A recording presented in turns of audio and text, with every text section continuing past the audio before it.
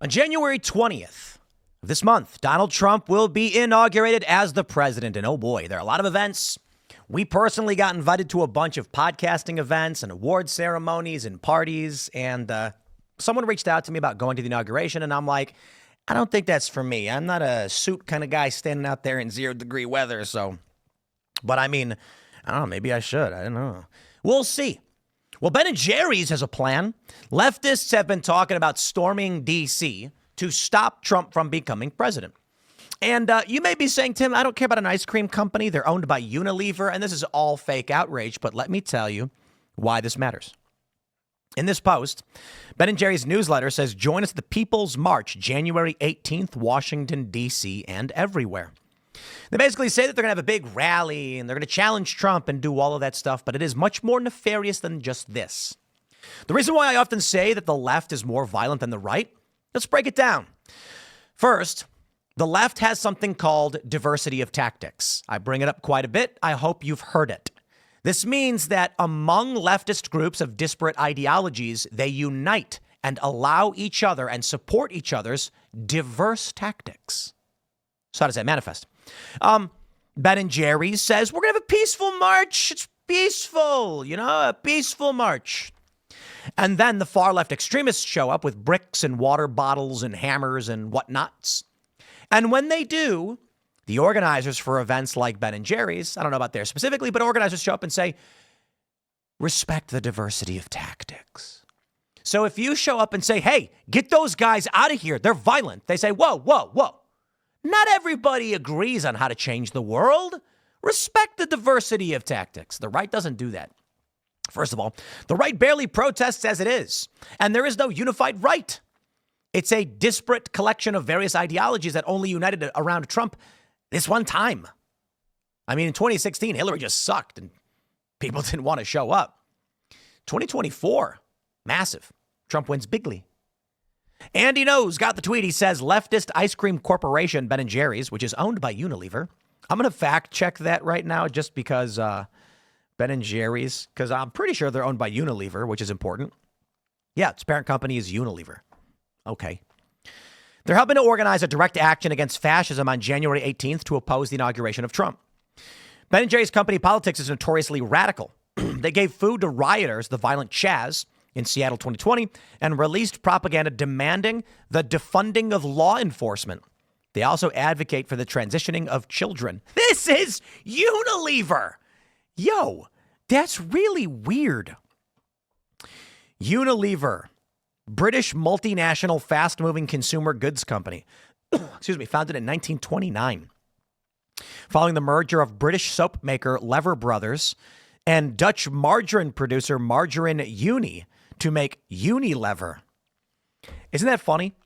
It's a soap company who merged with a margarine company. Blech, disgusting, by the way.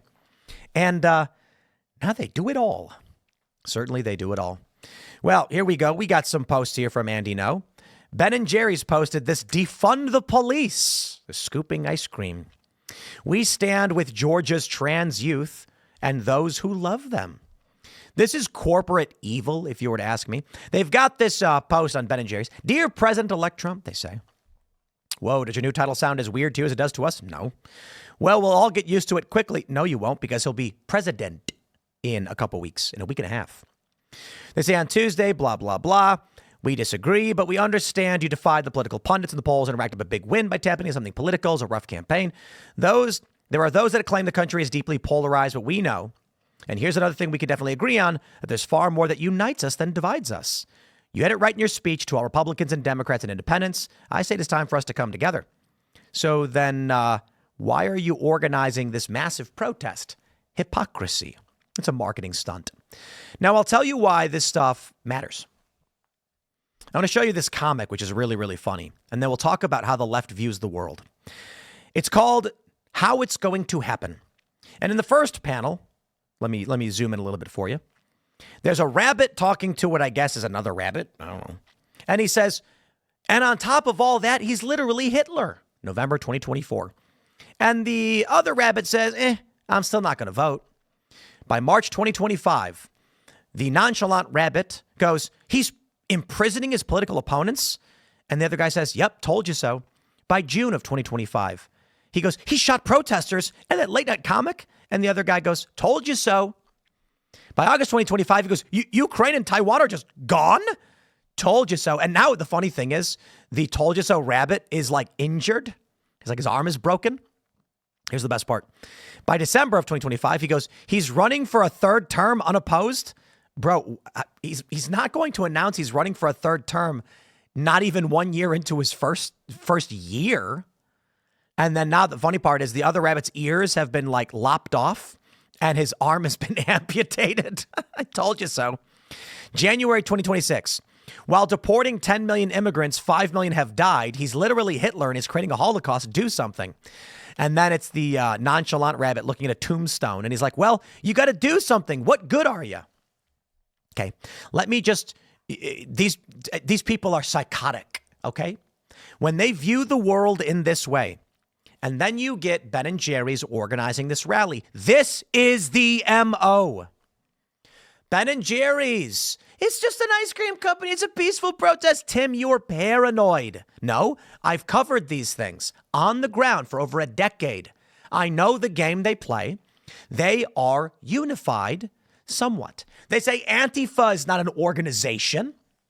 Sure, they fly the same flag, have the same ideology, but different branding in different cities. And they lie and say, it's a bunch of autonomous cells. They don't operate together. Well, yeah, unless they have to, which is what they do most of the time. So if there's a protest in Chicago, then South Bend Antifa and Milwaukee Antifa and Dubuque Antifa all show up in Chicago, flying the same flags, unified. And they say it's not an organization. Technically correct. So why are we concerned about the Ben and Jerry's protest? Here's the game. Liberals will organize a peaceful protest using a large and prominent vehicle that reaches as many people as possible. They'll say, it's our First Amendment right to be peaceful. When tens of thousands of people show up, a small element of far-left extremists show up, masked, wearing hoodies, and carrying weapons. If any of the run-of-the-mill Ben and Jerry's fans complain, there are going to be organizers who say, hey, respect the diversity of tactics, okay? They're going to protest how they want. The large, peaceful protest they call the green zone. Then you have the aggressive people who sit in, block cars. That's the yellow zone. And then you have the far left Antifa, the red zone. They organize this intentionally behind the scenes. Now, for Ben and Jerry's, they may not know or be involved or anything like that. But when they allow and refuse to denounce far left extremism, they are creating cover in order for Antifa to get violent. Excuse me. They need cover. So on Trump's first inauguration in 2017, they call it J20. There were hundreds of far leftists smashing cars, starting fires, smashing windows. How are they able to do it? Because large groups of people showed up to protest, creating cover for them. The right doesn't do this. The right barely protests. This is the deranged worldview of these people who are vapid and disconnected. And these ignorant people who show up with smiles on their faces for free ice cream create massive bodies that the extremists hide within. And here's where it gets dirty. The larger strategy of these protesters is that when the likes of Ben and Jerry stumble into this peaceful march, the yellow zone and the red zone extremists intentionally try to get the Ben and Jerry's people arrested. Okay, I'm using Ben and Jerry's people as like a general statement. When a college kid who's never protested before shows up and they're holding up a little sign and they're walking peacefully, they are shocked to find they're being arrested. And why? Well, when they respect the diversity of tactics and the far left bashes a cop in the face, the cops start arresting people. This run-of-the-mill college kid who has no idea what's going on finds himself kettled, they call it, wrapped up and loaded into a police vehicle. They're now scared. What's going on? Why am I here? I didn't do anything. They're then put in jail, which is horrifying. And as they're sitting there in jail, terrified, confused, the extremist goes, see, the police are evil. You did nothing wrong. But the far leftists intentionally attack cops to provoke a response. And then they sing songs. In jail, the activists will say, let's sing a song in solidarity. Who knows Bohemian Rhapsody? And then they all sing together. And they say, dude, This is why you got to join us. We're having a meeting next week. You should show up. It's how they create more radicals. Now, I'm not blaming Ben and Jerry's for anything. I'm only explaining how the far left manipulates these things in order to expand. That's how you have these psychotic leftist factions, because they organize this way. The right doesn't do it. So, my friends, here's what I think is going to happen. I'm going to be down there in D.C., as are many other people. And I was down there during the Deplorable in 2017, and we were physically attacked. Bricks and rocks were being thrown at the press club while the party was happening. They're going to do something similar. The far left will show up, they will attack people, they will target people, and there will be violence. And on the 18th, don't be surprised if you see mass riots and Ben and Jerry's going, oh, gee, oh, golly, we had no idea. Smash that like button, share the show with everyone you know, become a member over at timcast.com. Thanks for hanging out, and we will see you all in the next segment. Go to youtube.com/Timcast for the new, we're bringing back the 4 p.m. essay videos. So these are partially scripted, much more straightforward news segment-y type things, and we're getting there. We're getting there. We're working on it. We're bringing it back, ladies and gentlemen. This is the off-the-cuff. I record how I feel like it, right? But the original videos I used to make were much more planned out and partially scripted. Thanks for hanging out. We'll see you all at 4 at youtube.com/Timcast.